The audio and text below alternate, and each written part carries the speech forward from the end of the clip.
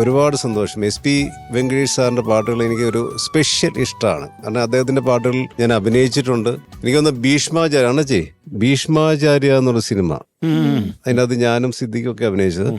അതിനകത്ത് ചന്ദനക്കാറ്റേ ഒരു പാട്ടുണ്ട്. ചന്ദനക്കാറ്റേ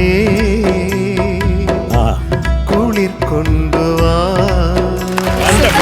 ജീവിതത്തിൽ പാടാത്ത പാട്ടാണ്. അണ്ണാച്ചിയാണ് ഇതിന് കാരണം. ഞാൻ ഇതിന്റെ കഥ പറയാൻ വേണ്ടി വന്ന. അതായത് കൊച്ചിൻ ഹനീഫിക്കന്റെ സംവിധായകൻ. അപ്പൊ SP വെങ്കടേഷ് സാർ മദ്രാസിൽ നിന്ന് ഇങ്ങനെ ഒരു ട്യൂൺ ഇട്ടു.